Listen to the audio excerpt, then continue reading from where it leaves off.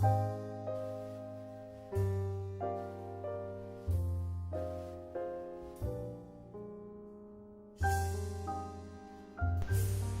friends.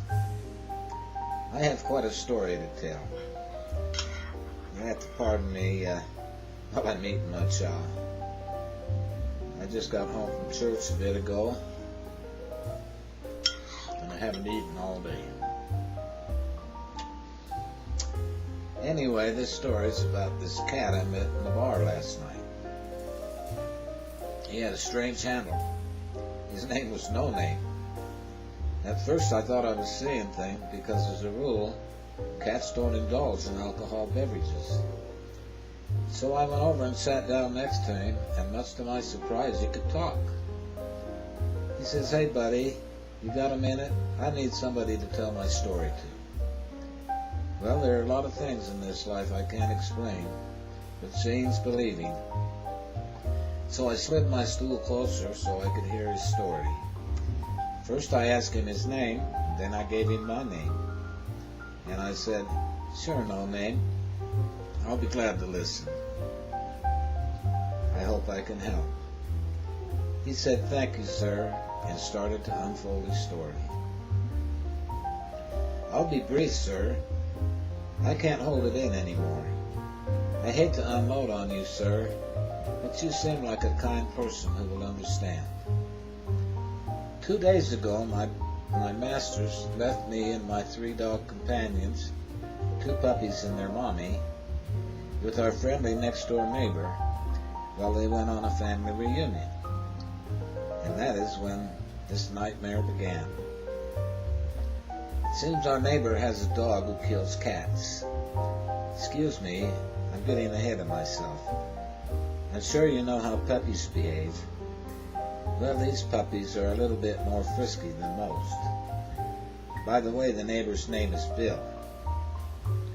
Everything was fine until after the neighbor fed us our dinner. That is when the puppies started being puppies. They got into Bill's closet and started pulling clothes down off the hangers, and next it was Bill's laundry. They pulled out his dirty socks and underwear and drugged them all over the place. Well, Bill was a patient man, so he cleaned up everything and put things up where the puppies couldn't reach them. But while he was doing this, they climbed up on his desk and got his false teeth. Well, that's when Bill's patience wore thin.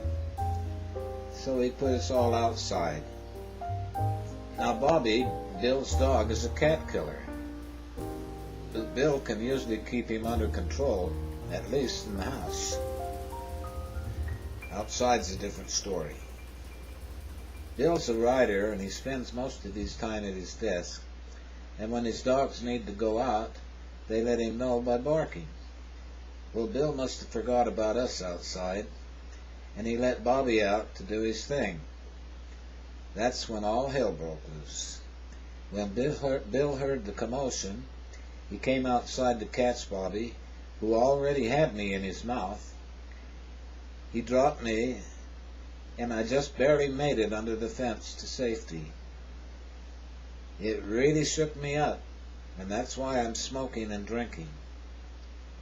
Ooh, and alcohol tastes ucky, but it does make you feel good. Sir, the reason I've been crying is because I'm scared to go home. Well, I reached over and patted No Name on the back and let him know he had a place to stay tonight. And I told him I would see he got home tomorrow, and that I'd talk to Bill and make sure he'd be safe.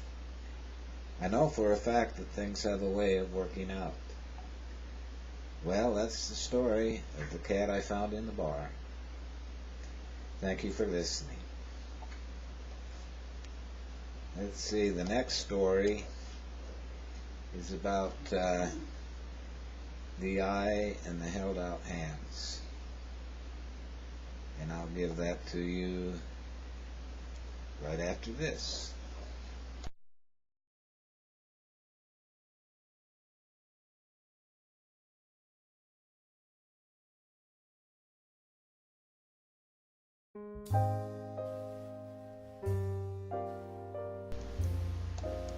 here I am again, like I promised, with the second story in my 3 stories for fun. I look at this picture with the eye and the hands, and I see hands reaching out to the past, into the present, and the future. I see with the eyes of the beholder, and it causes me to reminisce. So I'm going to call this one The Eyes of the Beholder. I'm encouraged by events of the past. These special events are brought to me when I reminisce. I love the magic of words, and they give me a sense of power when I write. However, through reminiscence, you can establish identity with or without words. It's a good example of how we adapt, giving a valuable opportunity to acquire and use new skills for communications. I can better explain how reminiscing works through the words of my poems. Follow me if you can. And here we go. As I sit here alone, staring down at my keyboard, searching my mind for those magical words, I look at the past and reminisce about all the good things and good times that I've had. I remember the time when the best was all mine. My future was set and my goals were defined, and everything was all going my way. Everything I had seemed solid. Everything in my life seemed so pure. I stared at my monitor and watched all the yesterdays fly by. I look over at my printer and ask myself why. Why, oh why did these things pass me by? I miss my sweet spouse and the kids running around the house. I miss my blue spruce and the yard that I groomed. I miss the barbecue I built and the family parties we had. I miss it all, and my heart fills with tears as I think of those years and the wonderful life I once had. Then I say to myself, stop. Your life's not over yet. Make the best of what you have left.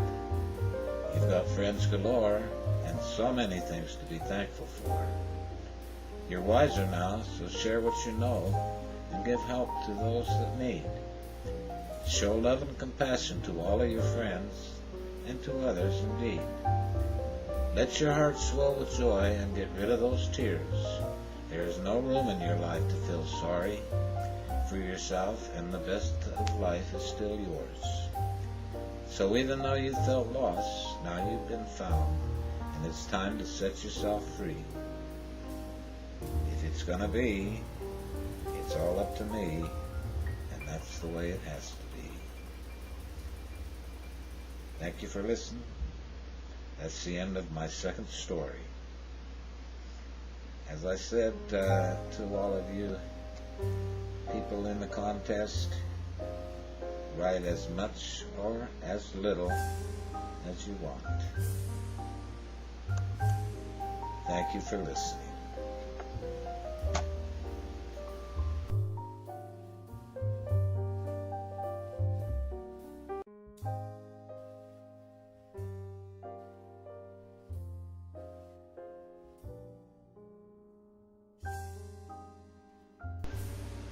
Well, let's see. It's time for story 3. You might get a little bit of my dog barking in the background, but that's okay. This is my story about the happy little skunk. And this is the skunk telling his story. My name is not Peppy, and my name is not Sue. I am Samson, the happy skunk buckaroo. I love singing, romancing lady skunkettes, and I'm a great prancer and dancer too. All the male skunks are jealous, and the lady skunks chase me until I let them catch me. I live life to its fullest and look forward to each moment. I'm a happy-go-lucky buckaroo. Now if you're looking for fun, come and join me at the annual Skunk Circle Dance Rally. I do all the calling, and all the animals gather round and circle dance to the jolly. Circle 8, and you get straight, and we'll all go east on the westbound freight, and knock down Sow and pick up Gate, and we'll all join hands in Circle 8. Swing your partner round, and turn your corner upside down, and turn your corner like a swinging on a gate, and meet your partner for a grand chain 8. And hurry up, boys, don't you be late. Chew up the tobacco and rub your snuff, and meet your honey and stretch your stuff. Right foot up and left foot down, and make the big foot jar the ground, and promenade your partner round and round. Home, little girl, and don't you know I like sugar in my coffee-o, and meet your partner and promenade-o. You can't catch a rabbit till it comes snow, and watch that bedbug fly on the wall, and promenade your partners one and all. This is Samson the skunk buckaroo, calling this circle dance just for you. Okay, my friends, that's my story number 3. Who says they have to make any sense? Half the stuff I write doesn't make much sense. Anyway, I've enjoyed this. This has been a lot of fun. You got all 3 of mine again. And just goes to show you, it doesn't matter what you write, as long as you write. So little Alicia and my little Becca, get your pens out or sit down to your keyboard and just type out something. Let your fingers do the thinking.